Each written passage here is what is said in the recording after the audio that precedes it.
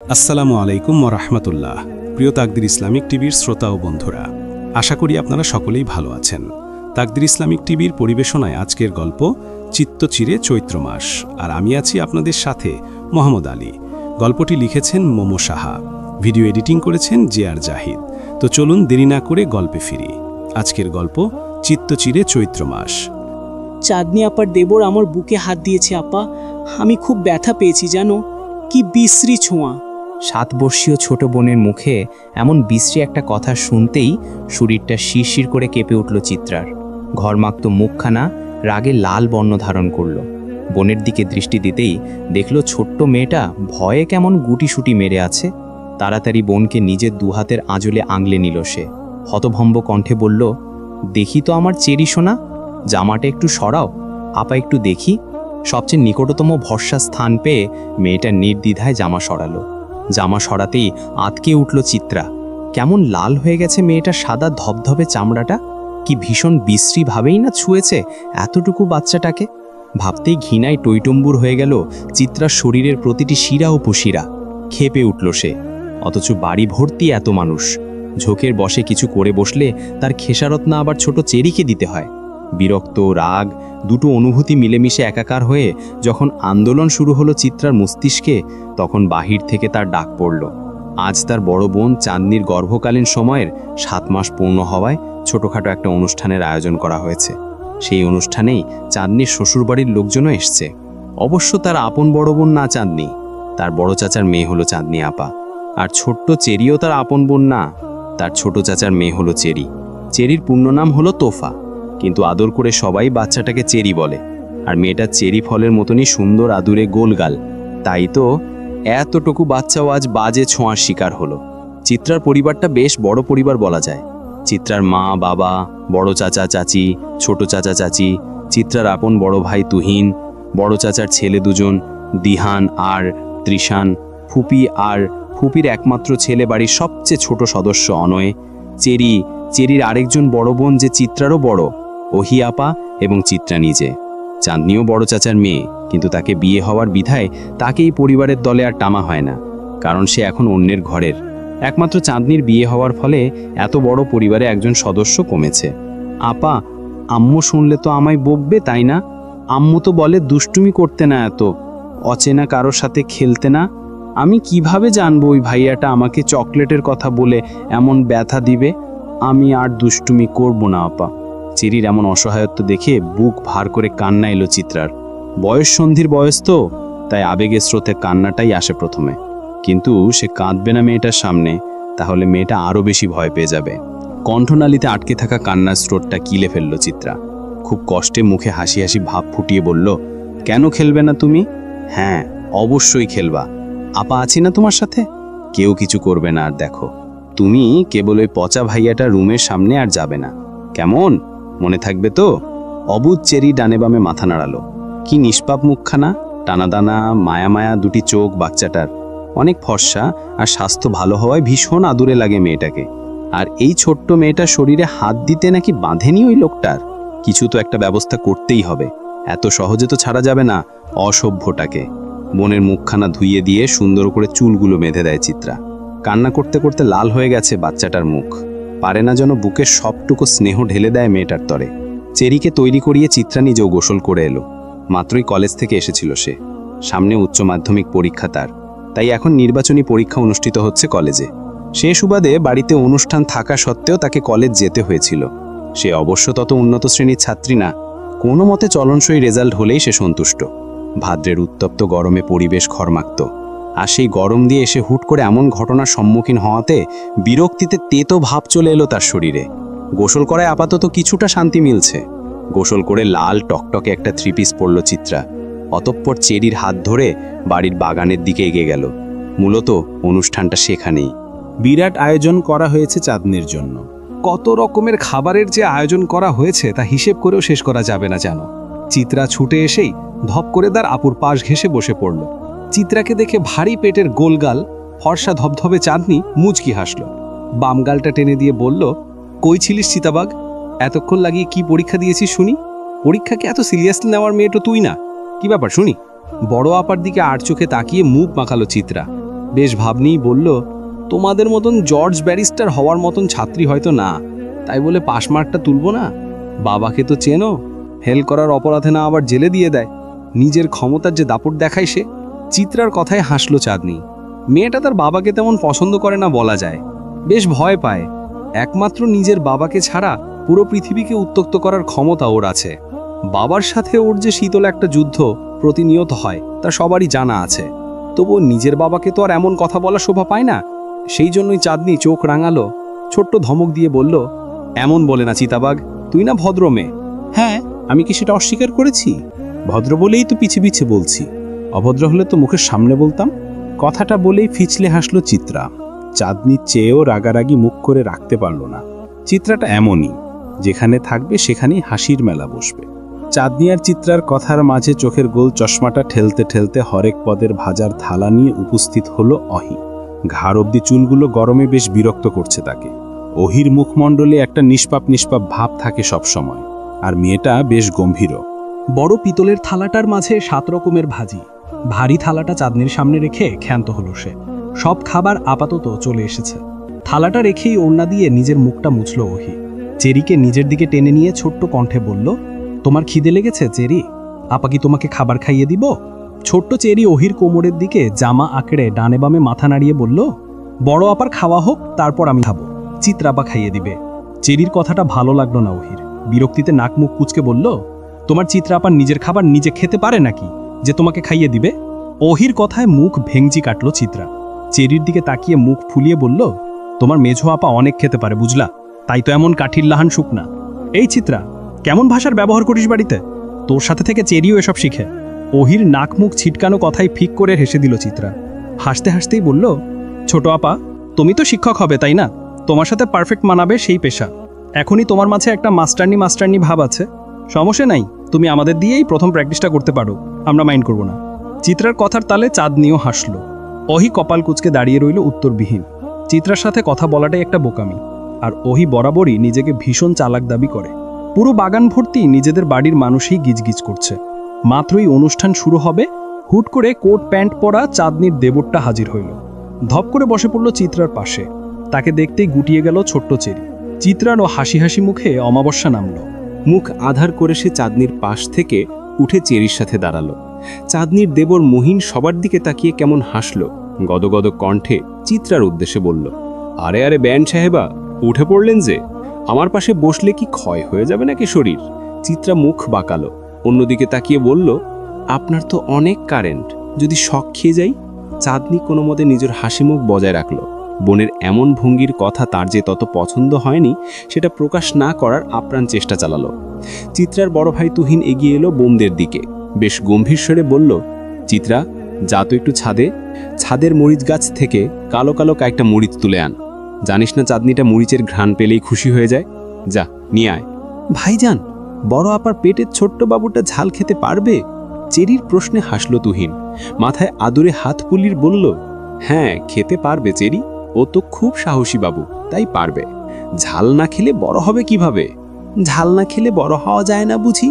এজন্যই কি বাহার ভাই এত ঝাল খায়? তাই তো বলি, বাহার ভাই অত বড় কেন? তুহিন মিষ্টি হেসে চেরির গাল টেনে দিল। অতপর চোখের ইশারায় চিত্রাকে মরিচ আনার তাগাদা দিল। যেই না চিত্রা যেতে নিবে তন্মধ্যেই চিত্রার বড় চাচি হাজির হয়। ব্যতিব্যস্ত কণ্ঠে বলে, আহা, দুপুর হয়ে এলো যে, অনুষ্ঠান শুরু করতে হবে। চিত্রামা, যা তো বাহারকেও ডেকে আন। এক দৌড়ে যাবি, আবার এক দৌড়ে আসবি, যা। চিত্রা মাথা দিলিয়ে ছুট লাগালো ছাদের দিকে। তবে যাওয়ার আগে চেরিকে ছোট আপার সাথে থাকার নির্দেশ দিয়ে গেল।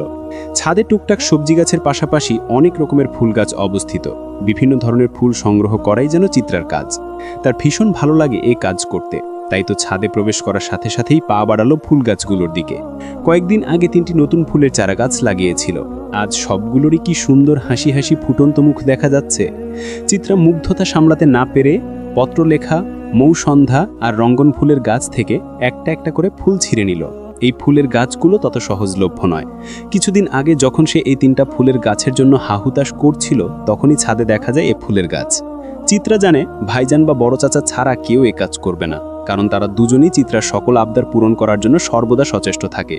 আর চিত্রার আবদারটাও যেন তাদের কাছেই। অনমনে ফুলগুলো মাথায় গুজতেই পেছন থেকে ভরাট পুরুষালী কণ্ঠ ভেসে এলো, এই মেয়ে, ফুল ছিঁড়েছ কেন? গাছের ফুল গাছেই শোভা পায়, তাকে ছিঁড়ে নিজে চুলে গোজার মধ্যে কোনো মহত্ব নেই। গম্ভীর পুরুষালী কণ্ঠের এমন ধমকে বিরক্ত হলো চিত্রা। সে বিরক্ত ভাব কপাল কুঁচকে ঝেড়ে ফেলে বলল, গাছটা কি আপনার? গাছটা কি তোমার? তোমারও না। গাছটা বর্তমানে যেখানে অবস্থানরত, যে মাটির ওপর দাঁড়িয়ে আছে, গাছটা এখন তার। লোকটা যে বরাবরই যুক্তিতে পারদর্শী চিত্রা তা জানে, তাই এই গম্ভীর মানবকে বিব্রত বোধ করাতে কুটিল হেসে বলল, তাহলে আপনিও তো আমার বাড়িতে অবস্থান করছেন, তাহলে আপনি কি আমার? ছেলেটা হাসল। চিত্রার যা ওষুধ বুদ্ধির ছড়াছড়ি সেটা তার ভালোই জানা আছে, তাই 2 আঙুলের মাঝে সিগারেটটা শেষ টান দিয়ে ধোঁয়াগুলো আকাশপানে উড়িয়ে কেমন সতর্ক কণ্ঠে বলল, আমায় জ্বালাতে এসো না মেয়ে, নিজেই জ্বলে যাবে। চিত্রা মুখ ভেঙচি কাটল। গোমরা মুখে বলল, নিচে আপার অনুষ্ঠান শুরুর পর্যায়ে, আপনাকে ডাকছে বড় চাচি। আমি গিয়ে কি করব? তোমার আপা কিভাবে এত খাবার খায় সেটা দেখব? চিত্রার পারদে পারদে বিরক্তের ভাব বাড়ল। মরিচ গাছের দিকে যেতে যেতে বলল, একদম আপনার গা ছাড়া ভাব আমায় দেখাবেন না। যেতে মন চাইলে যাবেন, না হয়ে যাবেন না। অনুষ্ঠান তো আর আমার না যে আপনার হাতে পায়ে ধরে নিয়ে যাব। আর তাছাড়া আপনি তো সবসময় বাসায় থাকেন না, আজ আছেন বলেই ডাকছে। আমি গেলে তো তোমার হিটলার বাপ নাক মুখ কুচকাবে। যাই, একটু ওনার শিরার উপশিরায় বিরক্ত ছড়িয়ে আসি। চিত্রা আর কোনো উত্তর দিল না। মরিচ গাছের দিকে এগিয়ে গেল সে। লোকটার বাউন্ডলে ছন্নছাড়া ভাবটা ঠিক পছন্দ না তার। বাবা মেয়ের এদিকে ভীষণ মিল, দুজনেই এই ছেলেকে দেখতে পারে না। বাহারের ধপাধপ চলে যাওয়ার শব্দ শোনা গেল। যেতে যেতে বলল, শোনো মেয়ে, আমি ছুঁয়ে দিলে পরে অকারণেই যাবে ঝরে, গলে যেন সে বরফ গলে না। চিত্রা তাকিয়ে রইল লোকটার দিকে। শ্যামরা ছিপছিপে গরনের লোকটার এমন ক্ষুদ্র ক্ষুদ্র জিনিসগুলোই যেন বয়ঃসন্ধির আকর্ষণ। মাথা ভর্তি ঝাঁকড়া চুলগুলো কেমন হেলে দুলে পড়ছে। সিগারেট ফুঁকে যাওয়া পোড়া ঠোঁটো যেন আরেক প্রকারের মাদকতা। পুড়ে যাওয়া গাঢ় খয়েরি রঙের ঠোঁটটাকে বহুরূপিক ডালিয়া মনে হয়। চিত্রার ভাবনার মাঝে নিচ থেকে হইচই ভেসে এলো। চিত্রা দৌড়ে ছাদের কার্নিশ ঘেঁষে নিচে তাকাতেই দেখল মহিন গাল ধরে দাঁড়িয়ে আছে, আর তার সামনে বেশ গা ছাড়া ভাব নিয়ে দুহাত পকেটে গুজে দাঁড়িয়ে আছে বাহার। উফ, সত্যি লোকটা জ্বালিয়ে দিবে একদিন। ঝড়ঝড়ে রোদ্দুরে ঘামে ভিজে জবজবে হয়ে আছে প্রত্যেকের শরীর, সাথে কিংকর্তব্য বিমূঢ় হয়ে গেছে আকস্মিক ঘটনায়। ধূপধাপ পা ফেলে তন্মধ্যেই ছুটে এসেছে চিত্রা। মহিন গালে হাত দিয়ে অবাক দৃষ্টিতে তাকিয়ে আছে। সেও বোধহয় বুঝতে পারছে না চরের কারণটা। তুহিন এগিয়ে এলো প্রথমে। কোনো রকমের উচ্চবাচ্য না করেই শীতল কণ্ঠে প্রশ্ন করল, কি হয়েছে বাহার ভাই? মহিন কিছু করেছে? বাহার যে সবে একটা অদ্ভুত কাজ করেছে সেটার কোনো ছাপ তার মুখমণ্ডলে নেই, বরং বেশ স্বাভাবিক কণ্ঠে বলল, আমি মানুষকে শুধু শুধু কিছু দেই না, জানোই তো তুমি। নিশ্চয়ই সে দেবার মতন কাজ করেছে, তাই দিয়েছি। তুহিন মহিনের দিকে তাকালো। বাহার সোজাসাপটা উত্তর দিবে না সেটা সে বেশ ভালো করেই জানে। বাহারের চরিত্রের সাথে সোজাসাপটা উত্তরটা আশা করাও এক ধরনের বোকামি, তাই সে দ্বিতীয় প্রশ্নটা মহিনকেই করল, কি করেছে মহিন? ততক্ষণে মহিনেরও হতভম্ব ভাব কেটে গেল। অবাক কণ্ঠে বলল, আমি তো কিছুই করিনি। বাহার পকেটে হাত গুজিয়ে হাসল, ক্ষীণ হাসি। কিন্তু ততক্ষণে মহিনের পরিবার ক্ষেপে গেল। হই হই করে ছুটে আসলো মহিনের মা, মানে চাঁদনির শাশুড়ি। আঙুল উঁচিয়ে বাহারের দিকে তাক করে দাঁত কিরমির করে বলল, এই ছেলে, এই তোমার সাহস কিভাবে হলো আমার ছেলের গায়ে হাত তোলার? কিছুই তো করলাম না আন্টি। সাহসের কি দেখলেন এখনো? মহিলার দাঁত কিরমির করা প্রশ্নের জবাবে এমন উত্তর যেন অনাকাঙ্ক্ষিত ছিল। দূর হতে চিত্রা সব দেখছে এবং ভয়ে তার হাত পা কাঁপছে। এখানে তার বাবা উপস্থিত না থাকলে হয়তো এতটা ভয় তাকে কাবু করতে পারত না। অথচ তার বাবা রক্তলাল চক্ষু নিয়ে তাকিয়ে আছে। ঘটনা বিগড়াতে যে বেশি সময় লাগবে না তা বুঝতে বেশি সময় লাগলো না চিত্রার। মহিনের মা লতা বেগমের রাগ চক্রবৃদ্ধি আকারে বাড়ল। বেছে বেছে সে চিত্রার বাবা নুরুল সওদাগরের দিকে তাকিয়েই চোখ দিয়ে অগ্নিবর্ষণ করে বলল, ভাই সাহেব, আপনারা হাঁ করে সবটা দেখছেন। বাহিরের একটা উটকো ছেলে আপনাদের সামনে এমন একটা কাণ্ড ঘটিয়ে ফেলল, অথচ আপনারা নিশ্চুপ। ছেলেটাকে ধমকও দিচ্ছেন না। উনার ধমকের পরোয়া অন্তত বাহার করে না আন্টি। ভুল জায়গায় ভুল তথ্য প্রেরণ করাটাই বোধহয় মহিলা সমাজের কাজ। এবারও বাহারের কণ্ঠ স্বাভাবিক, কিন্তু স্বাভাবিক থাকতে পারলেন না নুরুল সওদাগর। খ্যাক খ্যাক করে বলে উঠলেন, এই অভদ্র ছেলে, বড়দের সাথে কিভাবে কথা বলতে হয় জানো না? অন্যায় করেছে অথচ ন্যূনতম লজ্জাবোধ দেই। লজ্জাবোধের ফাংশনটা আমার ঠিক কাজ করে না, আর ভুল জায়গায় তো আরও আগে কাজ করে না। সূর্যের তেজ বাড়ল, সাথে তরতর করে বাড়ল নুরুল সওদাগরের রাগ। বড় বড় পা ফেলে এগিয়ে এলো বাহারের দিকে। বাহারের বুকের বাঁ পাশটাতে ধাক্কা দিল শরীরের সর্বশক্তি দিয়ে। ছেলেটা দোপা পিছিয়ে গেল অপ্রত্যাশিত ধাক্কায়। অথচ কোনো প্রতিক্রিয়া দেখালেন না নুরুল সওদাগরকে, বরং কোনো বাক্য ব্যয়ে ছাড়াই বিরাট আরেকটা চড় বসালো মহিনের গালে। পরিস্থিতি আরেক ধাপ হতভম্ব হলো। সবাই কেবল ফেলফেল করে তাকিয়ে রইল। নুরুল আলমও কম হতভম্ব বোধহয় হল না। বাহার যেন অদৃশ্যভাবে চটটা তাকেই দিল। নুরুল আলমের মতন শক্ত কঠোর পুরুষ ভাষা হারালেন। নিজের বড় ভাইয়ের দিকে তাকালেন হতভম্ব চোখে। বড় ভাই, আপনি দেখলেন তো, ছাদের কার্নিশ ঘেঁষে অনবরত কাক শোরগোল তুলল। পরিবেশ যেন প্রয়োজনের তুলনাও শীতল। চিত্রার বড় চাচা গলা পরিষ্কার করে যখন বাহারের দৃষ্টি আকর্ষণের চেষ্টা চালালেন, বাহার সবাইকে অবাক করে দিয়ে তৃতীয় তথা শেষ চট্টা মারল মহিনের ডান গালে, এবং সবাইকে অবাকের চরম পর্যায়ে পৌঁছে দিয়ে পকেট থেকে সিগারেট বের করে হেলতে দুলতে চলে গেল বাড়ির মেইন গেট পেরিয়ে। সবাই কেবল তার যাবার দিকে তাকিয়ে রইল। বর্তমানেই তাকিয়ে থাকাটাই যেন উত্তম কাজ হয়ে দাঁড়ালো সবাই কাছে। লতা বেগম তার পাশের চেয়ারটায় ধপ করে বসে পড়লেন। এতক্ষণের ঘটা কর্মকাণ্ড যেন সবারই নেহাত ভ্রম মনে হলো।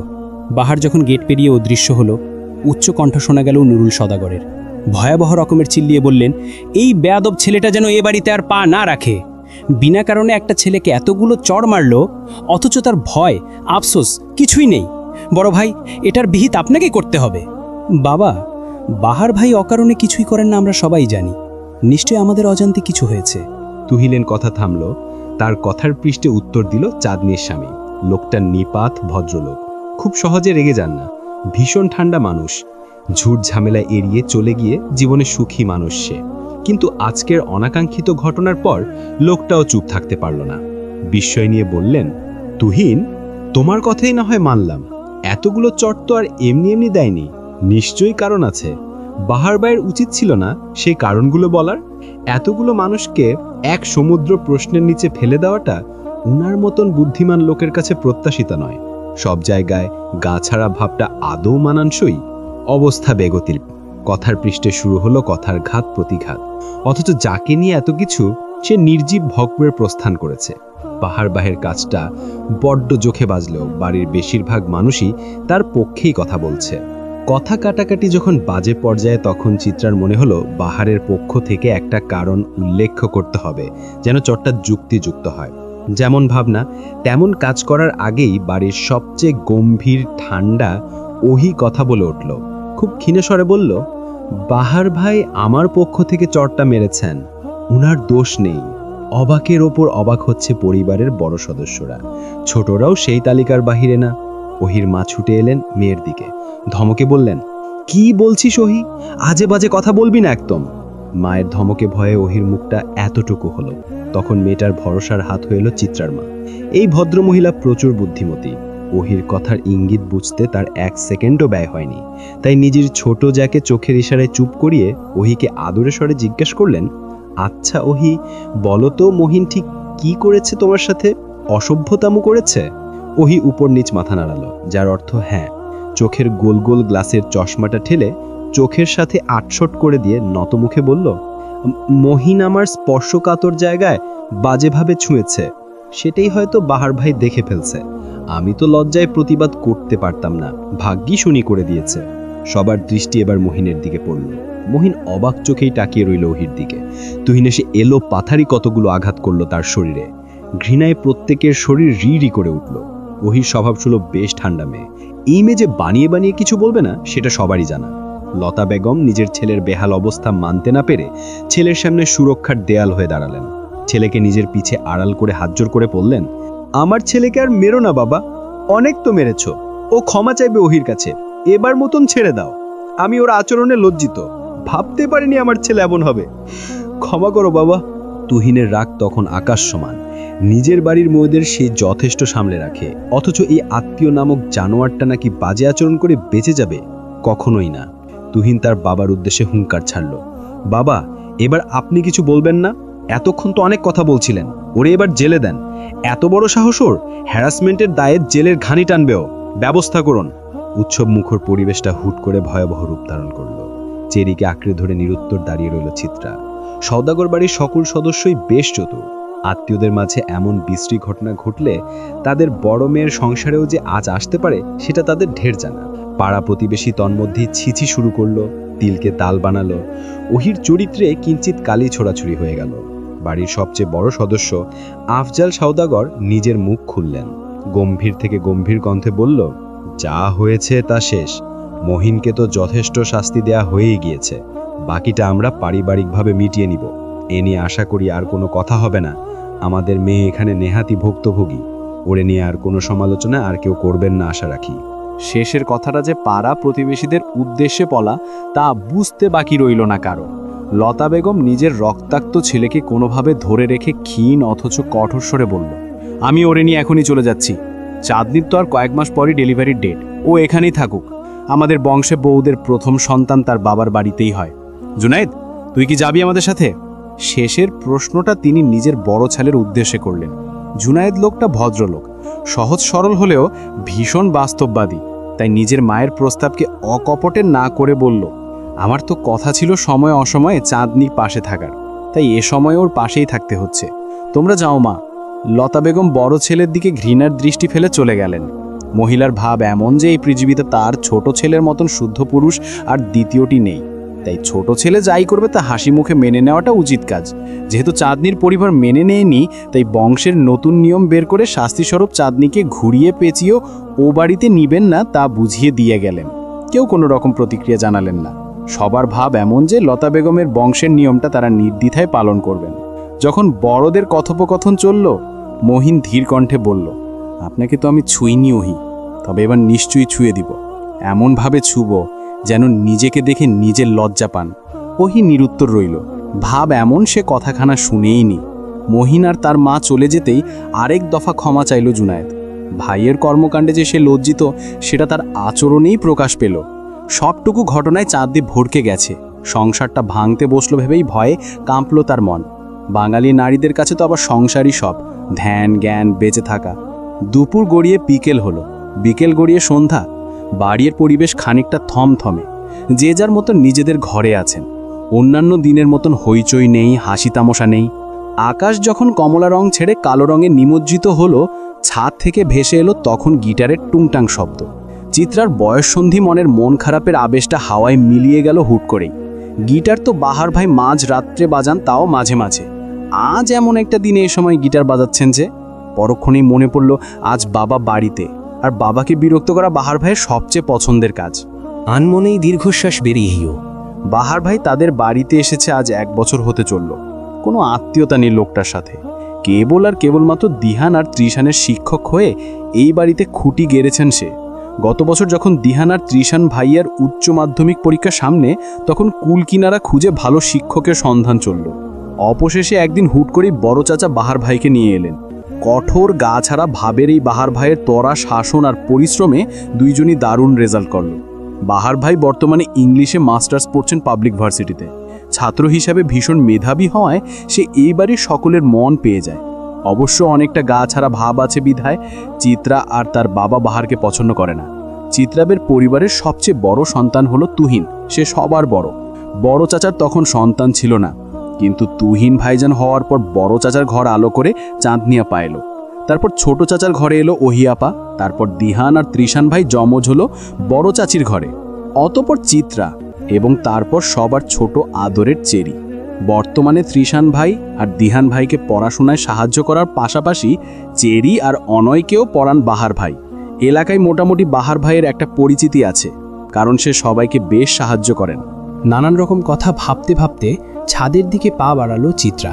বাহার ভাই তো আজ দুপুরে খায়নি, এখন খাবেন কিনা জিজ্ঞেস করতেই ছাদের দিকে পা বাড়ালো। ছাদের চিলকোঠার ঘরেই বাহার ভাই থাকেন। থাকার খরচ না দিলেও খাবার খরচ বাহার ভাই দেন। তার এক কথা, অন্যের থালে খেয়ে খোটা কামাতে পারবেন না। ছাদের দরজার সামনে আসতেই অস্বচ্ছ গিটারের শব্দটা তুমুল হলো। বাহার ভাইয়ের গলা ছেড়ে গানের শব্দ এলো। রক্তের সাথে মানুষ গুলি করে বেইমানি, স্বার্থের কারণে মানুষ হয় হারামি, আবার চলার পথে সুখ দুঃখে পর আপন হয়। আমি শুধু আমার আপন, কথা মিথ্যে নয়। চিত্রা মনোযোগ দিয়ে তাকালো মানুষটার দিকে। হাঁটু অবধি প্যান্ট পরা, ফুটপাতের খুব সস্তার একটা ছাই রঙের পাতলা টি শার্ট গায়ে, চুলগুলো এলোমেলো, সাথে সিক্ত, বোধহয় গোসল করেছে। মানুষটার বেলা অবেলায় উদ্ভট কাজ করার শখ। তন্মধ্যেই গান থামিয়ে সিগারেট ধরালো বাহার। পরিবেশ তখন নিশ্চুপ প্রায়। এর মাঝেই ধপধপ পা ফেলে কে যেন ছাদের দিকে আসছে মনে হতেই দরজার আড়ালে লুকালো চিত্রা। ভেবেছিল মা চাচির মধ্যে কেউ এসেছে, কিন্তু চিত্রাকে অবাক করে দিয়ে ওহি হাজির হলো, হাতে তার ঢেকে রাখা থালা। চিত্রা ফ্যালফ্যাল নয়নে তাকিয়ে রইল। ওহি আপা কিনা খাবার এনেছে। 1 গ্লাস পানি খায় না যে, সে নাকি আজকাল বাহারের জন্য খাবার আনছে। ওহি চুলগুলো দুলাতে দুলাতে ছাদে পা রাখতেই হাঁপ ছেড়ে বাঁচল চিত্রা। অতপর বাহারের মতন করে অনমনেই বলল, শোনো মেয়ে, বাহার ছুঁয়ে দিলে পরে অকালেই যাবে ঝড়ে, গলে যাবে যে বরফ গলে না। চিত্রার গান থামতেই ছাদ থেকে হাসি শব্দ ভেসে এলো। পরক্ষণে বাহারের কণ্ঠ ভেসে এলো, চিন্তা নেই মেয়ে, কারো একদিন হব, কারো এক রাত হব, এর বেশি রুচি কারো হবে না। চিত্রার চোখ অবাকে বড় বড় হয়ে গেল। তার গান কি তবে বাহার ভাই শুনে ফেলল? বাহারের হুট করে অদ্ভুত গানের কারণে হাঁ হয়ে রইল ওহি। বিস্মিত কণ্ঠে বলল, আপনি কাকে মিন করে গানটা গাইলেন? বাহার আধারে ঢাকা সিঁড়ির দিকে একবার পলক ঝাপটা দিয়ে তাকালো। অতপর কিছু হয়নি এমন ভাব করে আকাশের পানে তাকিয়ে রইল বাহার। ওহি জানে বাহার এত সহজে উত্তর দেওয়ার পাত্র নয়, তাকে প্রশ্ন করাটা নেহাতি বোকামি, আর ওহির মতন চালাক মেয়ের বোকামি করা সাজে না। গলা পরিষ্কার করে কথা ঘুরানোর প্রচেষ্টা চালিয়ে ওহি বলল, আপনার জন্য খাবার এনেছিলাম, সারাদিন তো না খাওয়া আপনি। ওহির কথা থামতে দেরি, অথচ বাহারের পিছে ঘুরে তীক্ষ্ণ দৃষ্টি ফেলতে দেরি নেই, যেন বিদ্যুতের বেগে পিছে তাকিয়েছে, 1 সেকেন্ড ব্যয় না করে। বাহারের দৃষ্টি ওহিকে খানিকটা ভরকে দিল। মেয়েটা বোকা বোকা একটা হাসি দিয়ে আমতা আমতা করে বলল, আমি না, মেঝোমা পাঠিয়েছে। বাহার ওহিকে পা থেকে মাথা অবধি একবার পরখ করল, অতপর ঠোঁটের ভাঁজে থাকা সিগারেটের মাঝে দুটো টান দিয়ে ধোঁয়া উড়িয়ে দিল আকাশে। খুব গম্ভীর কণ্ঠে বলল, মিথ্যে কেন বলেছিলে? তোমাকে তো মোহেন কিছু করেনি। ওহির স্থির হাত দুটো কেঁপে উঠল। সেই কাপা হাতেই প্লেটটা ধরে রেখেছে বহু কষ্টে। বাহার কাপা হাতের দিকে দৃষ্টি দিল, অতপর কণ্ঠ সামান্য উঁচু করে আধারে নিমজ্জিত সিঁড়ির পানে তাকিয়ে হাঁক ছাড়ল, এই মেয়ে, এখানে আসো তো একটু। চিত্রা এতক্ষণ সবকিছু আড়ালে দাঁড়িয়ে শুনছিল। আকস্মিক ডাকে সে ভীত হলো, ধরা পড়ে যাওয়ার লজ্জাও পেল। তবুও সে জায়গা থেকে 1 ইঞ্চিও নড়ল না। বাহার অধৈর্য হলো, বিরক্তও হলো কিঞ্চিত। সম্পূর্ণ ঘটনায় বোকা বনে রইল ওহি। অবাক কণ্ঠে বলল, ওখানে কেউ নেই তো? বাহার ওহির কথায় তেমন পাত্তা দিল বলে মনে হলো না। কণ্ঠের জোর বাড়ালো, বিরক্তের সহিত অধৈর্য কণ্ঠে বলল, রঙন ফুল কানে গুজে রাখা রঙনা, তোমাকেই বলছি, এখানে আসো। চিত্রা এবার শিওর হলো বাহার তাকেই ডাকছে। ইস, এমন লুকিয়ে কথা শুনতে গিয়ে ধরা পড়ে যাওয়ার মতো লজ্জা যেন আর হয় না। এখানে বেশিক্ষণ দাঁড়িয়ে থাকলে লজ্জার পাল্লা বাড়বে বই, যে কমবে না তা চিত্রার বেশ জানা আছে। তাই ধীর পায়ে দরজা পেরিয়ে অহিদের কাছে গিয়ে দাঁড়ালো। অহি অবাক হলো চিত্রাকে দেখে। সে যে এখানে মোটেও চিত্রাকে আশা করেনি, সেই কথা ছড়িয়ে গেল তার মুখ চোখ জুড়ে। ফ্যাল ফ্যাল নয়নে চিত্রার পানে তাকিয়ে আকাশ সমান বিস্ময় নিয়ে প্রশ্ন ছড়ল, তুই এখানে? লজ্জায় চঞ্চল চিত্রা খানিকটা নিতিয়ে গেল। মুখটা ছাদের খড়খড়ে সাইরাঙা উঁচু নিচু ফ্লোরে নিবদ্ধ করে ধীর কণ্ঠে বলল, আমি তো বাহার ভাইয়ের কাছে এসেছিলাম, সে খাবে কিনা জিজ্ঞেস করতে। ছোট চাচিই তো পাঠালো। অহি ভ্রুকুচকে কেমন দৃষ্টিতে যেন কতক্ষণ তাকালো চিত্রার দিকে।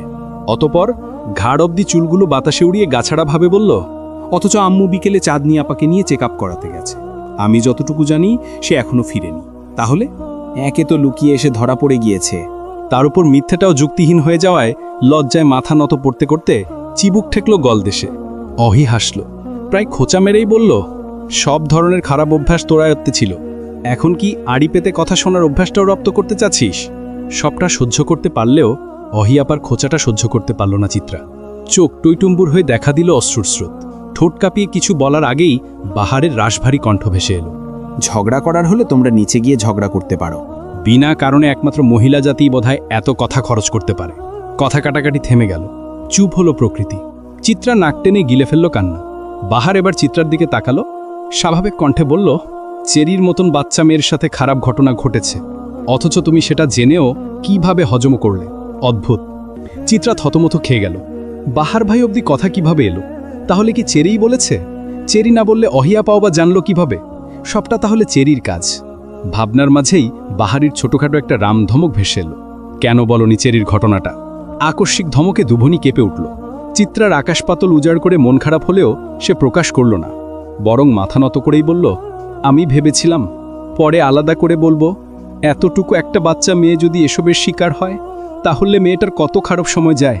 আর যদি সে সময় সমাজের মানুষ তিলকে তালায় বানায়, তাহলে বাচ্চাটার উপর দিয়ে কি যাবে ভেবেছেন? এজন্যই আমি বলিনি। এবার বাহার দ্বিতীয় প্রশ্নটা ছুড়ল অহির উদ্দেশ্যে, তুমি কেন মিথ্যে বলেছ? নিশ্চয়ই চিত্রার বলা কারণটার জন্য, তাই না? অহি মাথা উপর নিচু করে সম্মতি প্রদান করল। বাহার তপ্ত একটা শ্বাস ফেলে ঘুরে ছাদের কার্নিশ ঘেঁষে দাঁড়ালো। অথচ বয়ঃসন্ধির চিত্রা তখন মনের ভিতর অবাকের সাম্রাজ্য নিয়ে অথই জলে প্রায় ডুবন্ত। বাহার ভাইয়া রহিয়াপা অবধি খবরটা কিভাবে গেল না জানা অবধি যেন মাথা ঠান্ডা হবে না। মনের এই তুমুল উত্তেজনা নিয়েই আড়ষ্ট কণ্ঠে প্রশ্ন তুলল চিত্রা, আপনারা সবটা জানলেন কিভাবে বাহার ভাই? বাহার উত্তর দেয় না। মনের সুখে গিটারের টুংটাং সুর তোলে। লোকটা যেন সবকিছুই নিজের মনমর্জি মতন চালাবে। তার যখন বলতে ইচ্ছে হবে বলবে, শুনতে ইচ্ছে হলে শুনবে, কিন্তু কারো কথায় তার নিয়মের কিঞ্চিত অবহেলাও করে না। অহি কতক্ষণ চিত্রার উৎকণ্ঠা মাখানো মুখের উপর চোখ বলিয়ে অন্যদিকে তাকিয়ে মুখ ফুলিয়ে বলল, তুই চলে আসার পর চেরি আমার সাথে ভয়ে সেটেছিল। প্রাণোচ্ছল মেয়েটার এমন কাণ্ড দেখে অনেক অবাক হই। তারপর এক কিনারে নিয়ে বাচ্চাটাকে জোর করে জিজ্ঞেস করতেই সব অকপটে বলে দেয়। বাহার ভাই হয়তো শুনেছিলেন সবটা, তাই মেরেছেন। কিন্তু সবার সামনে চেরির কথা বললে সবাই হালকাভাবেও নিত হয়তো, বা অন্যান্য দিক বিবেচনা করেই আমি নিজের ঘাড়ে নিয়েছি সবটা। চিত্রা মনোযোগ দিয়ে সবটা শুনল। অহি আপার প্রতি ভালো লাগাটা আরেকটু বেড়ে গেল। অহি আপার সাথে তার গলায় গলায় ভাব ছিল না কখনোই, কারণ আপা বেশি গম্ভীর আর খুঁতখুঁতে স্বভাবের হওয়ায় চিত্রার চঞ্চলতা কতটা পছন্দ করেন না। অহি আপাকে আদর্শ নারীর খাতায় রাখা যাবে নির্দ্বিধায়। নারী সত্তার সকল গুণ তার মাঝে অবস্থিত।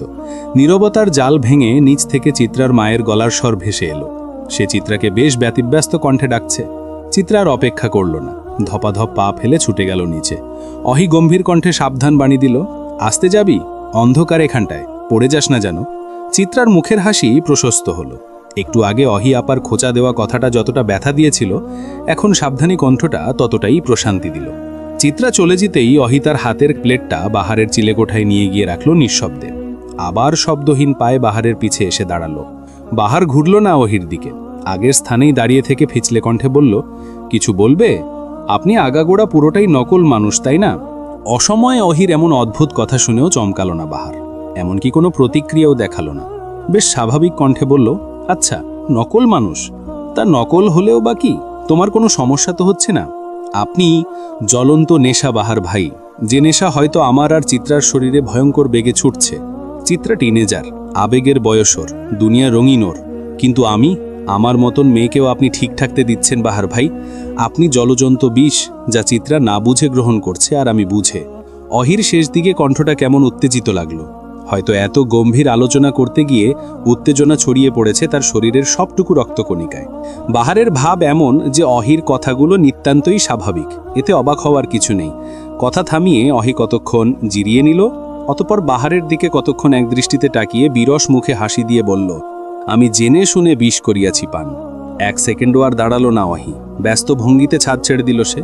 তার মতন অত লাজুক ঠান্ডা মেয়ে এমন কথা বলতে পারে ভাবতেই লজ্জায় তার শরীর হিম হয়ে আসছে।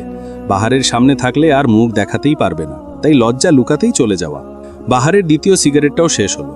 আর মোড়া ভেঙে সে অলস ভঙ্গিতে দেহটা টেনে নিয়ে গেল নিজের ঘরটাতে। ঘরের কৃত্রিম আলোটা বন্ধ করে মাথার নিচে দুহাত গুঁজে শুয়ে পড়ল। থালায় ভাত, গ্লাস ভর্তি পানি স্থিরভাবে আগের জায়গাতেই পড়ে রইল। বাহার ছুঁয়েও দেখল না, বরং গলা ছেড়ে গাইল, শত রাত জাগা হবে, থালে ভাত জমা রবে, খাওয়া দাওয়া কিছু মজা হবে না।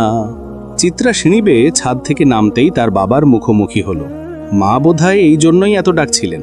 বাবার সামনে এসেই চঞ্চল পা জোড়া থেমে গেল চিত্রার। মাথাটাও নিচু করে দৃষ্টি নামালো।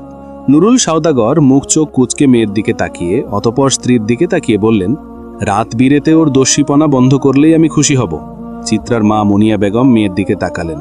অতি স্বাভাবিক কণ্ঠে বললেন, এখনই তো একটু দস্যিপনা করবে, যে বয়সে যেটা মানানসই সেটা করবে না?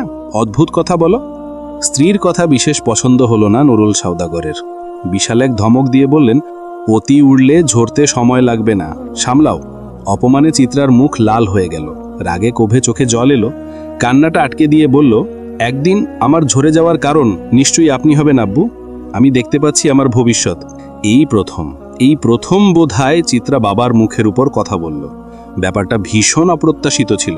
রান্নাঘর থেকে চিত্রার বড় চাচি অবধি হতভম্ব চোখে তাকিয়ে রইলেন। ত্রিশান আর দিশান সোফায় বসা ছিল। চিত্রার কথায় তারাও আহাম্মক হয়ে গেল। চিত্রা আর দাঁড়ালো না, এক ছুটে নিজের ঘরে চলে গেল। বাবার মুখের উপর সে যে এমন একটা কথা বলতে পারবে কখনো ভাবেনি। সবটাই যেন বাহার ভাইয়ের ছোঁয়াচে রোগ। লোকটার গা ছাড়া ভাব দেখতে দেখতে নিজের মাঝেও কেমন সে ভাব চলে এসছে। বাহার ভাই জ্বলন্ত রোগ, যা ছড়িয়ে পড়ছে মস্তিষ্ক জুড়ে। উত্তপ্ত দুপুরে শরীর পুড়ে যাওয়ার জোগাড়। আর চিত্রার মেজাজও বেশ চটে আছে। কলেজ থেকে বের হতেই তার ক্লাসমেট রিফাত তাকে পত্র দিয়েছে। তাও যে সেই পত্র না, 100 বানান ভুল পত্র। পত্র পেয়ে যতটা না উৎফুল্ল হয়েছে, ততটাই বানান দেখে রেগে গেছে। প্রেমপত্র না যেন ক্লাসের সবচেয়ে গর্ধব ছাত্রের পরীক্ষার খাতা। চিঠিটা ছিঁড়ে কুচি কুচি করে রিফাতের মুখেই ছুঁড়ে ফেলে এসছে সে। রাস্তা পার হতেই অহিয়াপার সাথে দেখা চিত্রার। অহিয়াপা চেরিকে স্কুল থেকে নিতে এসছে। চিত্রার কলেজ আর চেরির স্কুল প্রায় কাছাকাছি। পরিচিত মুখ দেখতেই চিত্রার মন নেচে উঠল, ছুটে গেল অহিয়াপার কাছে। চেরিও বেশ খুশি হয়েছে চিত্রা আপাকে দেখে। চিত্রা আপার সাথে তার আবার বেশ ভাব। স্কুল কলেজের গলি ছাড়িয়ে নিজেদের এলাকায় ঢুকতেই বাহার ভাইকে চোখে পড়ল চিত্রার। পাড়ার মোড়ের বড় পিলারটার সাথে দাঁড়িয়ে মনের সুখে সিগারেট ফুঁকে যাচ্ছে। দুনিয়ায় যেন এটার চেয়ে গুরুত্বপূর্ণ কাজ আর নেই। চিত্রা আর চোখ তাকালো, মিনমিন করে বলল, বাহার ভাইয়ের কাছে এলেই সব জ্বলে যায়, হোক সেটা নিকোটিন কিংবা হৃদয়। নিজের কথাই নিজে অবাক হলো চিত্রা। অহিয়াপা শুনে ফেলল না তো? ভয়ে ভয়ে অহিয়াপার দিকে তাকালো। অহি তখন ফোনে ব্যস্ত, হাঁপ সেরে বাঁচল যেন। দু একটা রিক্সা চলে যাচ্ছে অদূরে। চিত্রার জুতোর ফিতাটা কিছুটা খুলে যাওয়ায় উপুর হয়ে বসে ফিতাটা লাগিয়ে নেয়। অহি আর চেরি বেশ খানিকটা সামনে গিয়ে দাঁড়ায়। বাহার সিগারেট শেষ করে হাসি মুখে চেরির কাছে এগিয়ে আসতে নিলেই সবাইকে অবাক করে একটা চলন্ত বাইক থেকে কিছু তরল পদার্থ ছুঁড়ে মারল চিত্রাদের উদ্দেশ্যে। 3 মেয়ের ভয়ঙ্কর চিৎকারে ভারী হলো এলাকা। বাহার কেবল হতভম্ব চোখে তাকিয়ে রইল। প্রিয় দর্শক, আজকে এই পর্যন্তই। আবারও দেখা হবে পরের কোনো গল্পে। আরও এরকম নিত্য নতুন গল্প বা উপন্যাস পেতে তাকদির ইসলামিক টিভি চ্যানেলটি সাবস্ক্রাইব করুন। গল্পটি কেমন লেগেছে অবশ্যই কমেন্ট করে জানাবেন। আর হ্যাঁ, একটি কথা না বললেই নয়, আমরা যেন সকলেই নামাজ ঠিকমতো আদায় করি, কারণ নামাজ পাপ কাজ হতে বিরত রাখে। আল্লাহ সুবহানাহু ওয়া তাআলা আমাদের সবাইকে 5 ওয়াক্ত নামাজ জামাতের সাথে আদায় করার তৌফিক দান করুন। আমিন।